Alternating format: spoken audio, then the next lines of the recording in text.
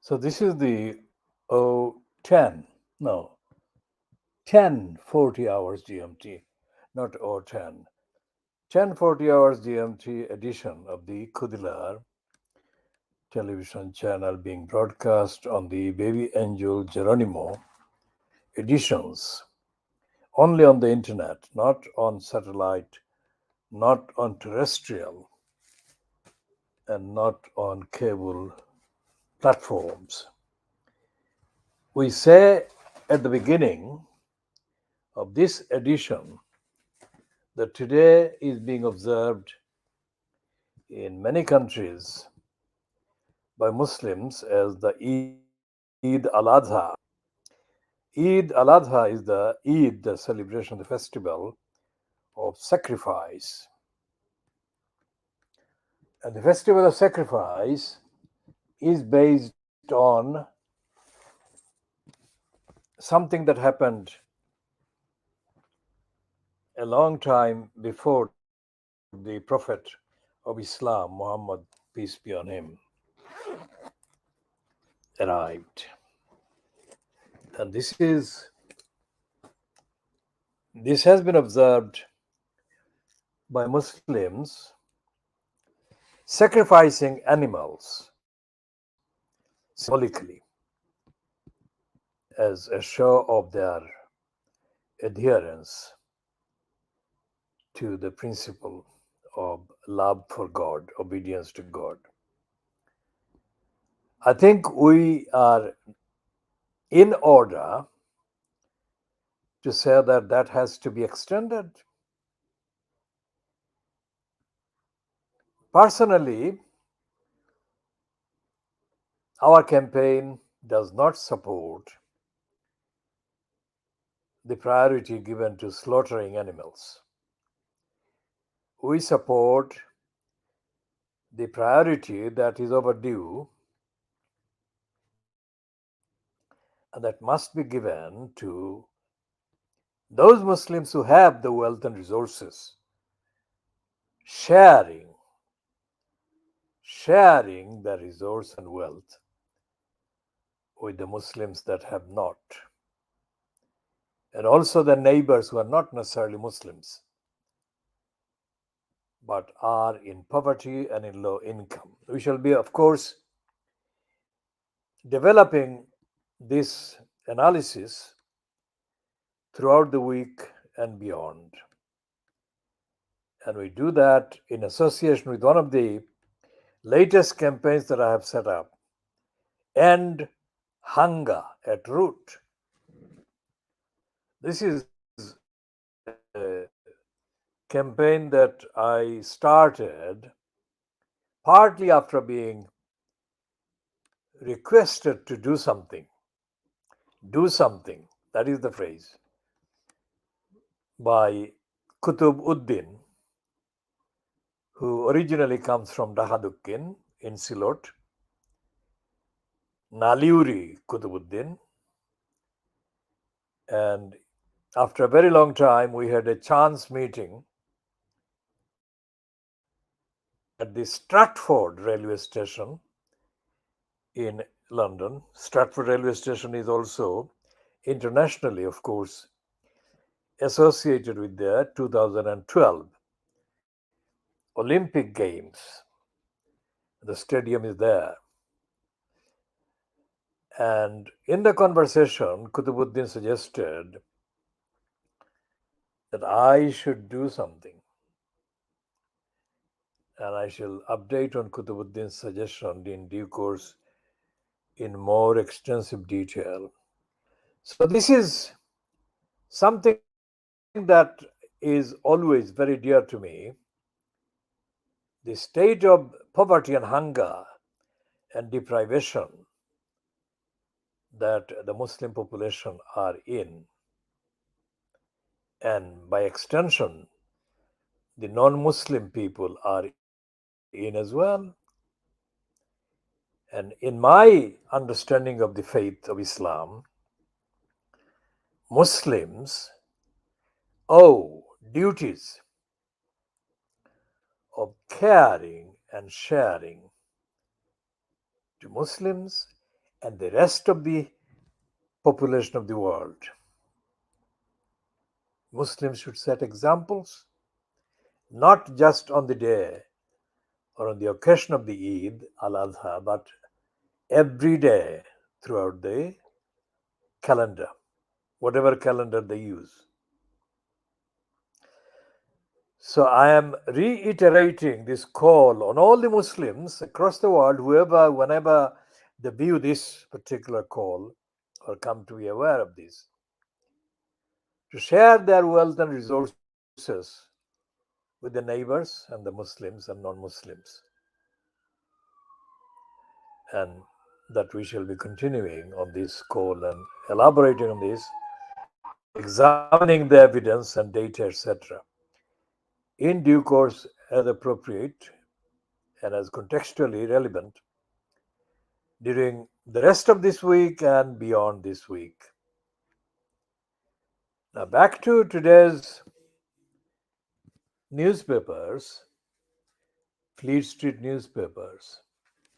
The Times newspaper today, 28th of June 2023, the front page, top of the page says, groping Tory mayoral candidate faces official complaint. And this is byline to Fiona Hamilton, described as the Times' crime editor, and Stephen Swinford, described as the Times' political editor. A female television producer is making a formal complaint after allegedly being groped by a conservative hopeful for the London mayoralty. Now, those people who are not necessarily familiar with the kind of word or terminologies, the grope essentially the touching of a person's private parts. And this individual, Daniel Korski, whose name sounds like an Eastern European name, I could be wrong, but I'll check that and update if I'm wrong. Daniel Korski was an obscure individual, obscure as described on the Guardian website by the Guardian's current political editor, Pippa Krira. My pronunciation of this Scottish word may be wrong, but that is the spelling I'm following. Crerar. Pippa Krira's obscurity attaching to Daniel has been replaced in a big way following this Monday's article written by Daisy Goodwin, saying that she has decided, after 10 years of the incident happening, to name this individual who groped her at number 10 Downing Street. Now, those who don't know what number 10 Downing Street is, it is a misleading name for the headquarters of the UK government, where the Prime Minister of the day has their official residence and official office.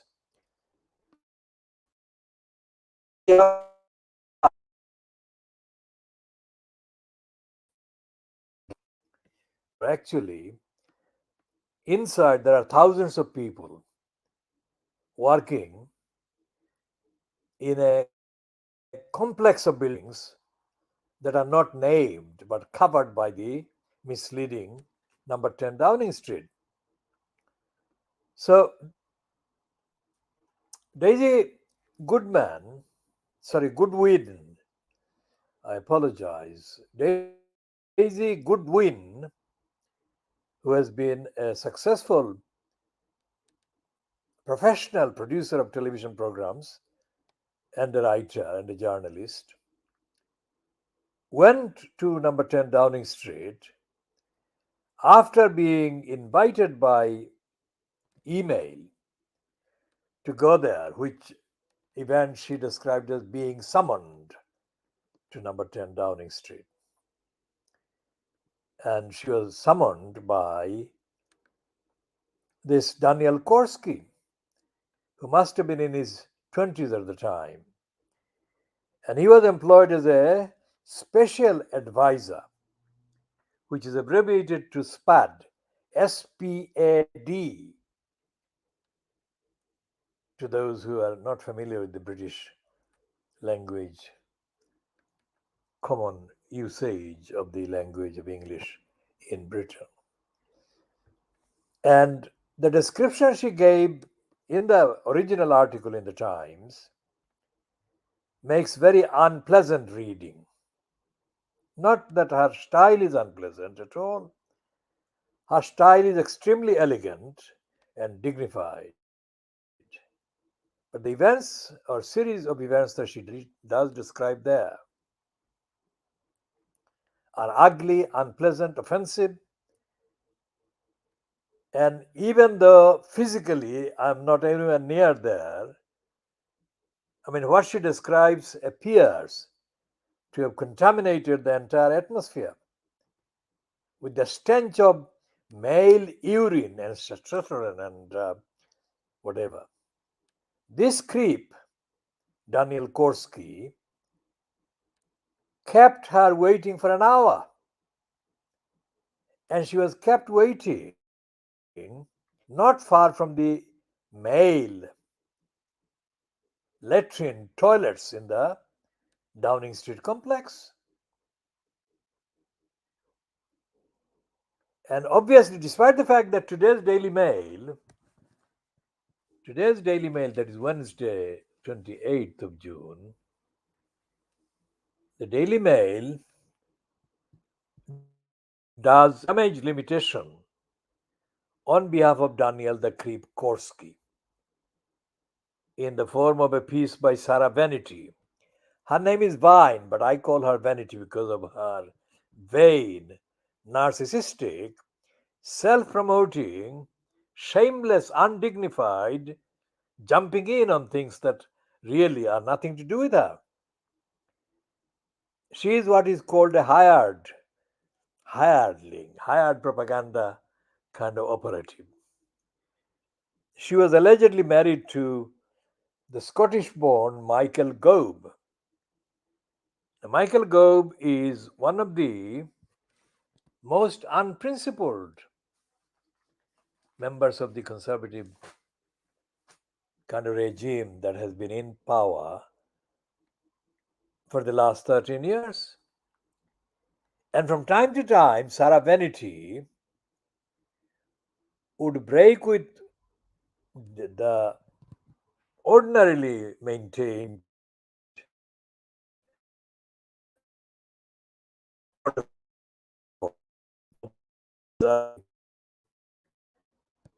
spouse, and she would disclose things about her and Michael Gove that the readers didn't really ask for. So today she has got on the front page. The top of the front page is Sarah Vine, How I Had My Breasts Groped, at number 10. Now this is an exact mirror repeat of the original Daisy Goodwin headline, except that Sarah Vanity, has substituted, that is replaced, the name of the groper Korski with the name of the well-known British comedian Harry Enfield. And on the inside page, page 15, Sarah Vanity says, well, she's described there proudly by the Daily Mail as columnist of the year. I would never give her any award, let alone columnist of anything. She is a liar, but this heading, continuing from the front page kind of trailer, How I Had My Breasts Groped at number 10 by Harry Enfield. Now, this is a piece 1, 2, 3, 4, 5. The Daily Mail normally has got 5 columns to every page. It's a tabloid paper.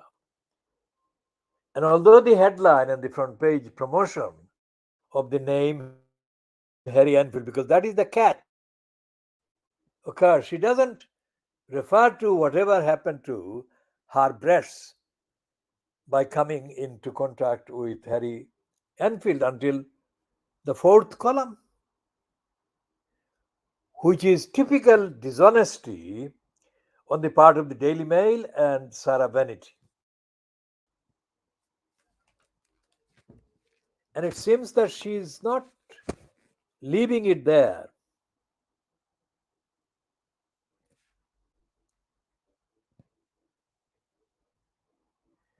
She says,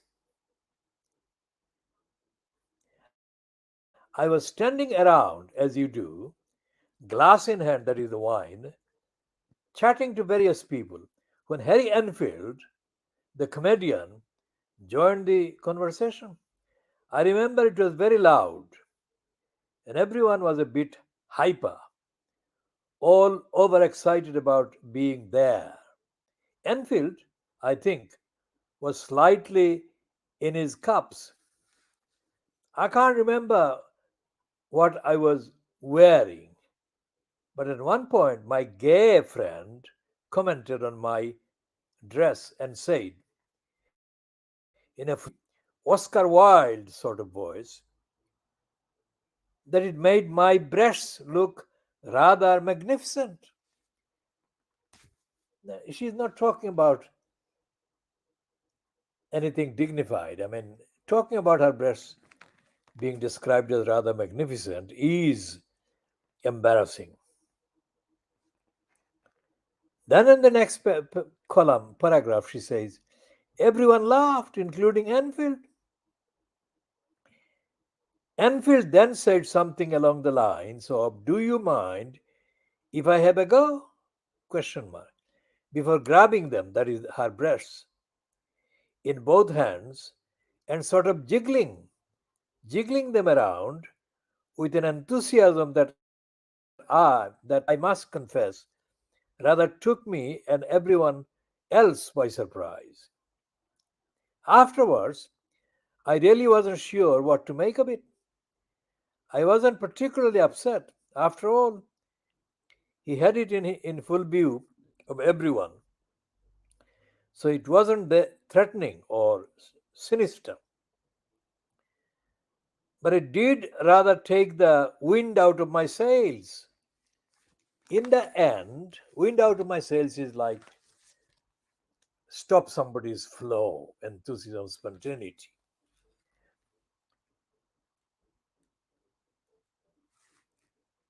In the end, I decided to file it under someone having a bit of fun at my expense. Then, not long afterwards, Enfield released a sketch in which two posh old blokes, posh is a word that is used in Britain for rich people, people with apparently upper class background. It's a class based term, played by him and Paul Whitehouse. And they are sitting in a gentleman's club discussing my ex, Michael Gove. Did you ask her? I met his wife once. She is a fine woman, says Enfield. I wanted to grope her breasts. Did you ask her why she married a queer? Says Whitehouse. Now, queer, again, is a colloquial word in English in Britain for homosexuals. Homosexual man. Well, mainly men, but that is confined to the majority of the usage refers to homosexual males. No, I wanted to grope her breasts, says Enfield. Have you seen his wife? Question mark. It is a question by Enfield to Whitehouse. No, says Whitehouse. You'd like to grope her breast, says Enfield. You really would, says Enfield, before going back to his newspaper. Wife's breasts gropeable, declares White House. Maybe that was Enfield's way of apologizing, or at least acknowledging his mistake. My point is, life is a rich tapestry, and not all the stitches are even. We do and say things that later, with hindsight, seem more than a shade inappropriate. But does that make us bad people? Not necessarily. And she goes on to make apologies for the creep Korski. And what she's doing is damaging the impact. She thinks she is damaging the impact of Daisy Goodwin's revelation. But Daisy Goodwin explained why she actually did name Korski, because she said that Korski is in the news as one of the currently featured shortlisted by the Conservative Party for the final list on who would be the Conservatives' official candidate for election to the post of mayor at the expense of London. And Goodwin said that that means that people of London are entitled to know what he is like. So there is no mystery. There is no need for Sarah Vanity to interfere with the purpose of Daisy Goodwin. And given the writing style and the uncouth narcissism of Sarah Vanity, compared with the dignified, elegant, and very timely, responsible, democratic, ethical intervention by Daisy Goodwin, I think most people would prefer to be offered insights, observations, and commentary by Daisy Goodwin. So we shall be talking about that. But Daisy Goodwin was also on the radio program called the Today program. Now, it's not known as such now, but Today program on the BBC Radio was the leading broadcast news platform of the morning of all of the United Kingdom outlets. And today, Daisy Goodwin featured in a short exchange with the presenter of the Today program, a very overpraised woman journalist called Martha Kearney. And Martha Kearney was even worse than Sarah Vanity. Martha Kearney didn't leave Daisy Goodwin alone. She actually questioned Daisy Goodwin's integrity. And Daisy Goodwin dealt with it absolutely with typical dignity and on the spot rebuff to her. And in the piece that the Guardian has quoted, the transcript of that conversation. I'm looking for that transcript as I am speaking.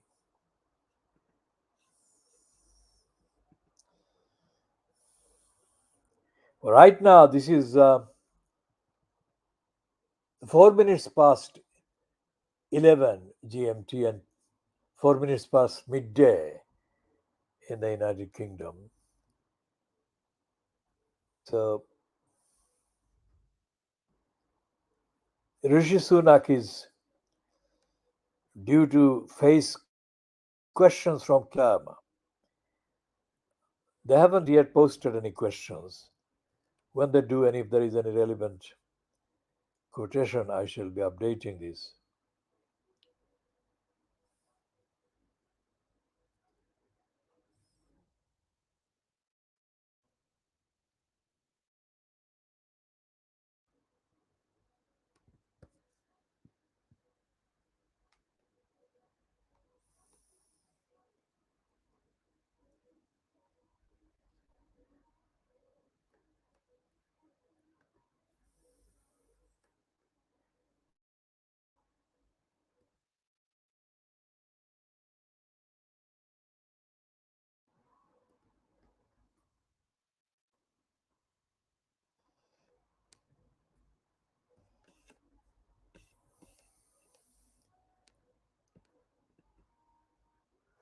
So I'm going another way to locate that piece transcript. Martha Kearney being told off, directly told off by Daisy Goodwin.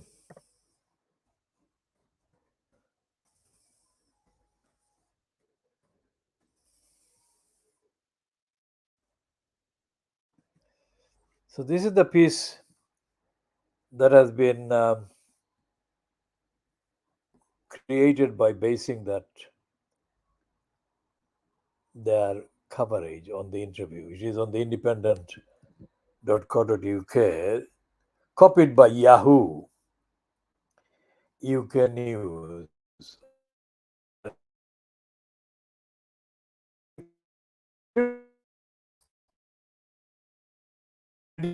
certain on Daniel Korski allegations. This is timed at 9:57 hours GMT, and it's byline to Holly Patrick for the Yahoo News. Daisy Goodwin criticized a BBC Radio 4 host for asking her if she was absolutely certain about her allegations that London mayoral candidate Daniel Korski groped her 10 years ago.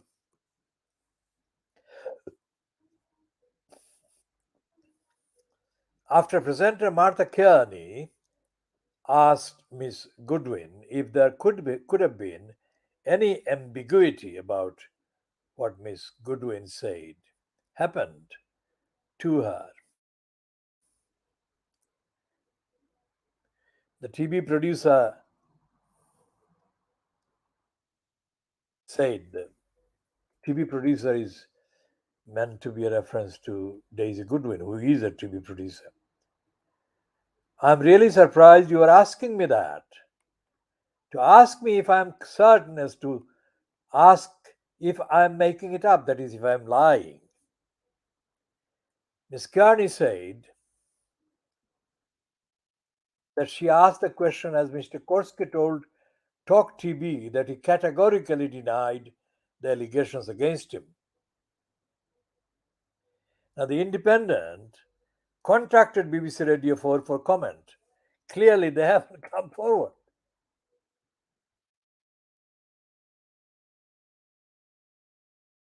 And the reason why the BBC Radio 4 program hasn't come forward is not a secret. Martha Kearney fucked it up. Martha Kearney should never have said anything she said to Daisy Goodwin, whether she could refer it to Talk TV bit where Korski categorically denied having groped Daisy Goodwin's breast. We have been covering this for the last, I think, 48 hours, and we shall be continuing to do that. Now, here is a piece where Times piece that we think is very important. This is part of the piece that Daisy Goodwin wrote in the Times. It was a sunny day, and I was wearing sunglasses. This pad, UK Prime Minister, the criminal, David Cameron, the sleazeball. We shall explain why I call him the criminal. In due course, he's a criminal, he's an anti-Muslim, he's a racist, and he's a crook. And he's a shitbag because he fucked up by giving the opportunity to all the Little Englander criminals to indulge in the stupidity of Brexit. And then he resigned, and then he was followed by Theresa May, who was followed by Boris, the eternal liar, Johnson. And for 13 years now, the United Kingdom has been so badly governed that it's getting all the aspects of the positive things about society very wrong by the minute. So, reading that Daisy Goodwin piece in Times again, it was a sunny day and I was wearing sunglasses, that is Daisy Goodwin. This pad and has made me look like Monica or Monica Bellucci. Now, Monica Bellucci was the 50 something Italian actress who had then made headlines by appearing in a James Bond film opposite Daniel Craig as an older woman. So Daisy Goodwin refers to the Korski comment and says, "This felt awkwardly flirtatious." Now, this is happening at a meeting that took place to discuss a serious issue, nothing to do with somebody's appearance or flirting with them or chatting them up or trying to sort of take them to bed or whatever. And Daisy Goodwin writes, "This felt awkwardly flirtatious. I wasn't offended exactly, but it felt odd." And then, even worse than that, odder still was the fact that when we, that is, Daisy Goodwin and Korski, sat down at the round table for the supposed meeting that was yet to happen, that is the discussion, the SPAD, that is special advisor, put his feet on the edge of my chair, leaning back so that I could get a clear view of his penis. Now, it's not a penis she's using crotch. Now, crotch is not necessarily immediately understandable as the penis, but that's what she has written. This felt awkwardly flirtatious. I wasn't offended exactly, but it felt odd. Odder still was the fact that when we both sat down at the round table, the SPAD put his feet on the edge of my chair, leaning back so that I could get a clear view of his crotch. Now, this was supposed to be a meeting to discuss a possible television documentary about something, about the UK economy and about the promotion of a particular department of the UK central government, because it was not high profile enough, and etc. etc. So, going back to Daisy Goodwin's piece, again, this felt odd, but I opened my notebook and engaged the SPAD in meaningful discussion about the problem of exporting scotch, that is, wine, to Argentina. Then she concludes that part. It was not a particularly fruitful discussion. Of course, it wasn't. But the decision they made to name this creep was connected with the fact that this creep is among the three people who are on the current short list of the Conservative Party in the United Kingdom, which is going to announce which one of the three the Conservatives are going to select to be the eventual candidate for the election to the post of London Mayor, which is due within the year. Not calendar year, but within the year, I suppose. So, what we are saying is that Sarah Vanity is not alone. She is backed by, or she's one of the Daily Mail people who are promoting Korski. She's saying that she remembers Korski from her time visiting number 10 Downing Street when Korski was in post as a special advisor to Cameron. And she describes him as very intelligent. What is the phrase she uses?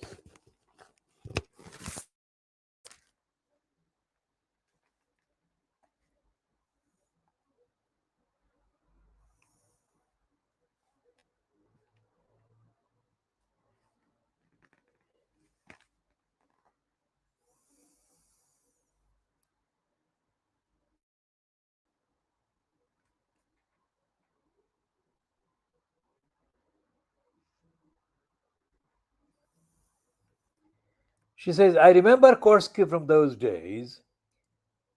Super bright, charming.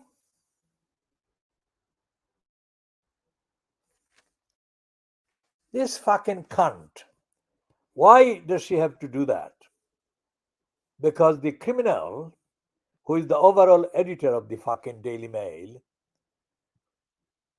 is Paul Decker. Now, Decker is the criminal who sucked up to Boris Johnson, the liar, because Boris Johnson, the liar, wanted to bribe him with a place in the House of Peers. And in gratitude, Paul Decker dedicated his time as the editor in charge, overall editor of the Daily Mail, and finding any kind of excuse to promote the Conservatives and the cause of Boris Johnson's career. Now, in addition to, and apart from Sarah Vanity, the Daily Mail has got the absolute creep called Andrew Pierce. Andrew Pierce is a far-right fascist, anti-Muslim, genocide supporter creep. And he describes this Daniel Korski as above average and very fit for the post of the mayor at the expense of London. At the expense of London is my phrase. They would say mayor of London, but I would say that the mayor post itself is corrupt and corrupting, and any mayor, any part of London, either the central London mayorship, which is the Greater London borough, 32 boroughs of London comprise the Greater London area, which has got the assembly, and Greater London is treated as a region in England under current constitution, so-called unwritten constitution, but constitutional kind of arrangement. So Pierre says that his Korski is fabulously suspicious of Europe. So what Pierce the creep is doing is flogging, that is to promoting a lost cause. Because while the piece by Andrew Pierce appears in the Daily Mail, the costs to the UK economy and to UK society generally of the UK having voted to break out of the European Union, the costs are rising. And even among the people who the Guardian surveyed, among the some of the most ardent kind of voters for Brexit, support for Brexit is now under 30 or something out of 100. So this is how wrong the Daily Mail is about what is going on even at the current time. So the fact that they are wrong is not just in my summary of the events happening. There is this, well, formal complaint reported by the Times that Daisy Goodwin has already filed against Korski. In addition to that, there is this other people, other sources putting pressure on the Conservatives, generally, and on Rishi Sunak, the sunk. I call him sunk because it's only a matter of time before Rishi Sunak is going to be ousted from that post as Prime Minister because of his incompetence and because of his rank dishonesty and corruption and opportunism and lack of real intelligence.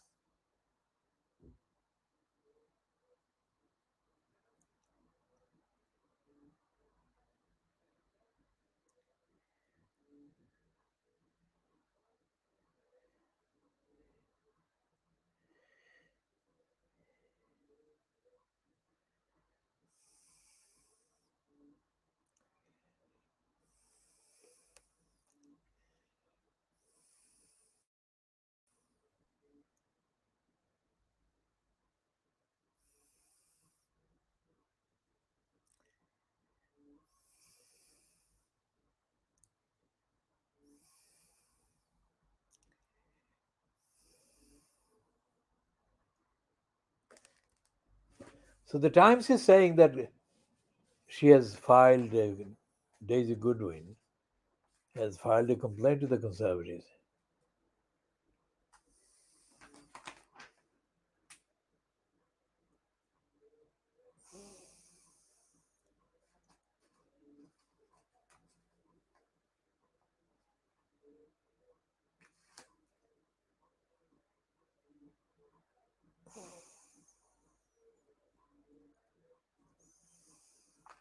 So there are 2 pages on the inside of the Times today, Wednesday, the 28th of June 2023, pages 6 and 7. And the main picture is a montage featuring this creep Korski in the center. And there are several items all about the Conservatives' problems, political problems. And it is obvious that topically, the worst problem for the week at least remains Korski the creep. So Korski admits that he did admit that he was the subject of an allegation by Daisy Goodwin 7 years ago. That was in 2017. He adds that he was not named. And as I've said earlier, Daisy didn't name him because, as she said, she was taller than him. And I think the implication is that she was more intelligent than him, which is quite obvious. And she didn't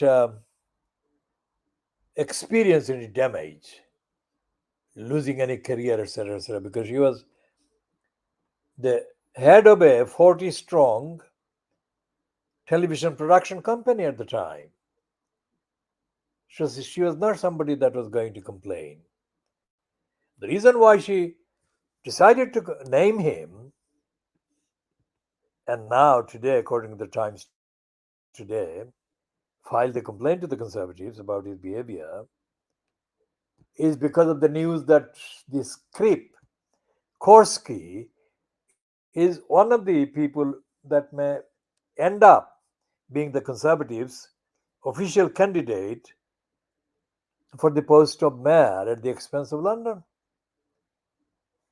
And she says that on that basis, it is only fair that people of London are entitled to know what kind of person Korski is. That's the reason. So there is no mystery. So Sarah Vanity is wrong, and the others who are still pretending that it's not as serious as it is, an allegation, are still hanging on. What happens? There is a pattern in the behavior of the Conservatives. Their allegations are made like this. First of all, they pretend to be in denial.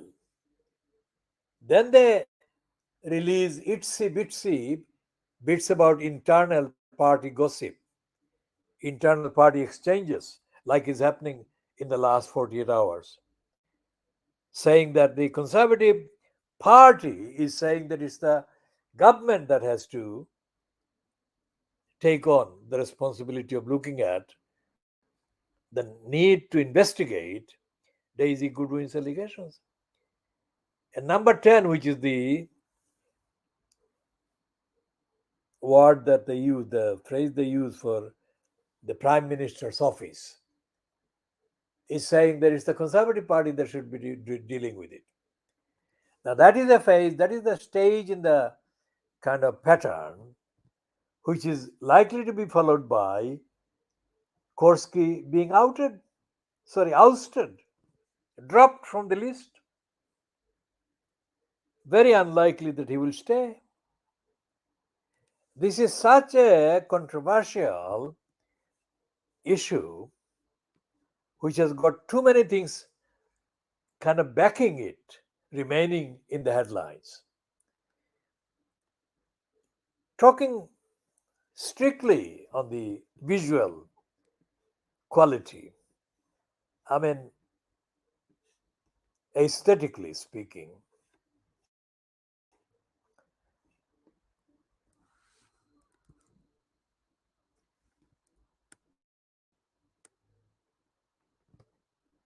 Daisy Goodwin comes across very photographic. That is a factor that actually makes a difference in visual presentations.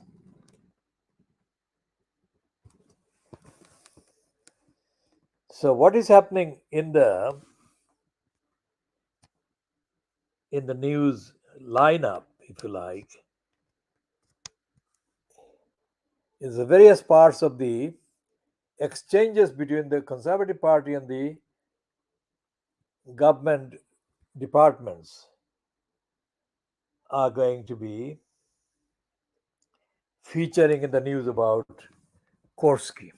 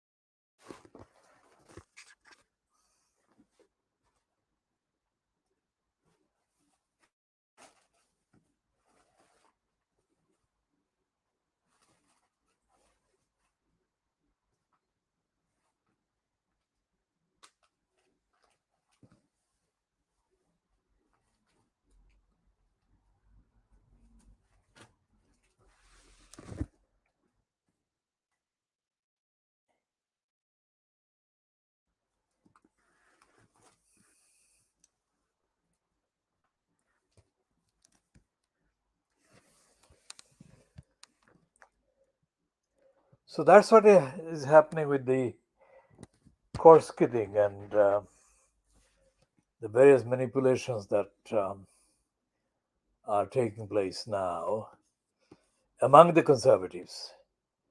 And the Conservatives include the various tabloid kind of aspects of the Fleet Street media. So let's check on the latest headlines if the issue has been raised during the Prime Minister's question, which is just about to finish or is still ongoing. Let's check what has happened on that one.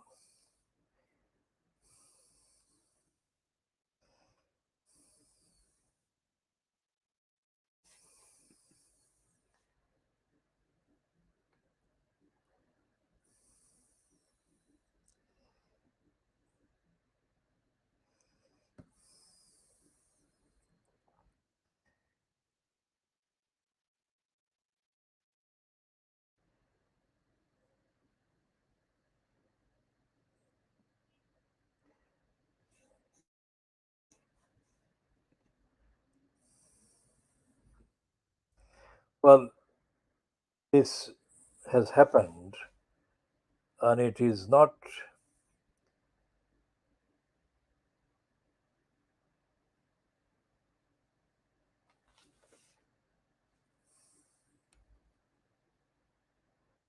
mentioning the issue of Korski yet, because Starmer is avoiding this. But Starmer is not a stranger to avoiding the truth. Starmer, who is the current fronter of the UK Labour Party, which is also the official opposition, was the director of public prosecutions for 5 years. The 5 years that are included in the period counted as being the length of time that the Metropolitan Police, as well as the Crown Prosecution Service, for which Starmer was responsible for 5 years, failed to investigate the fact that there was a sixth suspect, Matthew White, who had been named by the BBC as a fluke, that is, by accident, as being one of the murderers of Stephen Lawrence in 1993. The fact that Keir Starmer allegedly represents the Labour Party and is being touted to be the next post general election Prime Minister contains serious threats to the future of democracy, future of civil liberties, future of really internationally recognizable human rights in the United Kingdom. By all criteria, Starmer is being treated as on the outside Labour labeled, but on the inside he is not only a conservative, but he is by comparison to many of the conservative fronters, he is a worse conservative than the normal conservatives. All of those are in context and are included in our description, in our reasoning, in our factual basing of why we call him the political murderer of the Labour Party. He is a racist, and especially he is an anti the rights of the Palestinians.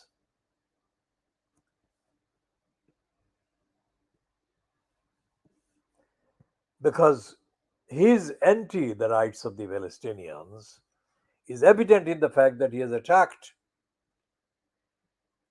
an alleged supporter of the Palestinians, Jeremy Corbyn. And he has attacked the alleged supporter of Jeremy Corbyn, namely Diane Abbott. Now, Abbott is no longer officially a member of parliament bearing or carrying the Labour Party's badge. She now sits as an independent because Starmer decided to treat her as an enemy of his type of Labour Party after he and his co-criminals in the Labour Party conspired to create an image of Diane Abbott as being a supporter of Jeremy Corbyn. That is an offense now. Now, we shall be talking more about all of these in due course, of course. Here is an updater series of things that we talk about. The issue of the Metropolitan Police, the London Metropolitan Police failing to investigate the real murderers of Stephen Lawrence in 1993. Now look at the span. It is 30 years ago. More than 30 years ago, this teenager, Stephen Lawrence, was murdered by a gang, by a group of people. 30 years, and the actual murderers list is still being added to because the police in London chose not to investigate. And the police in London, the Metropolitan Police, conspired among themselves to distort what evidence they already had about who the murderers of Stephen Lawrence were. Now, the conspiracy, I'm using the definition of a High Court judge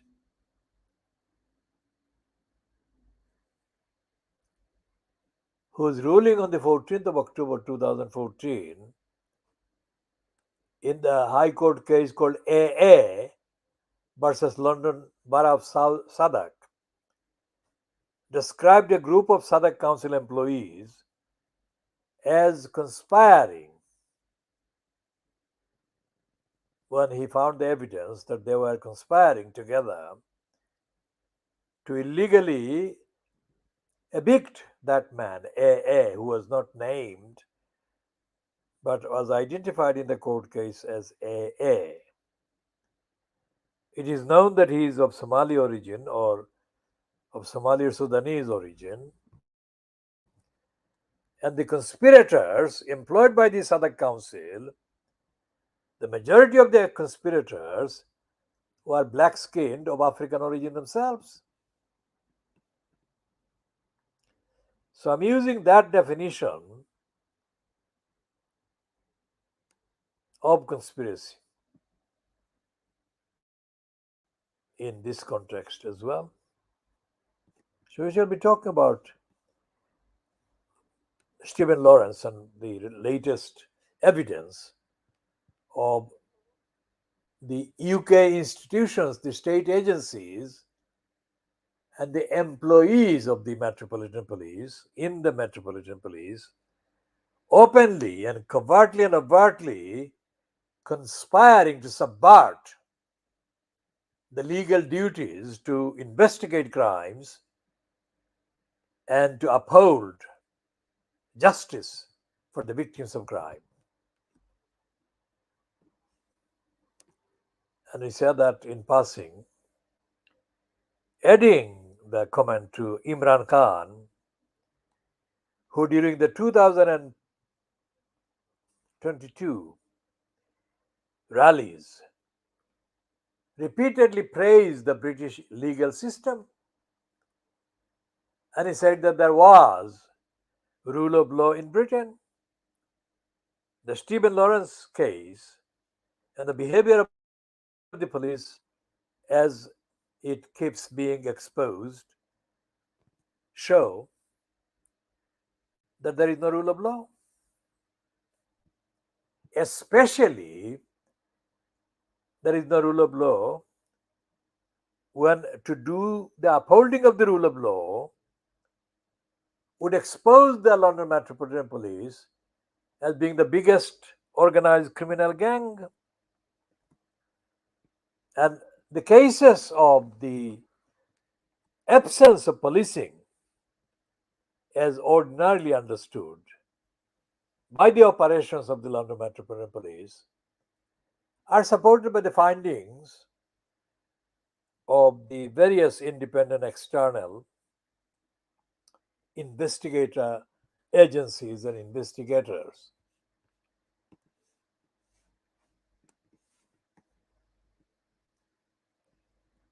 So what we shall be doing, bring an end to this one, this edition at just over 1 hour at 11:42, and we shall continue in the editions that follow it Bye. Do you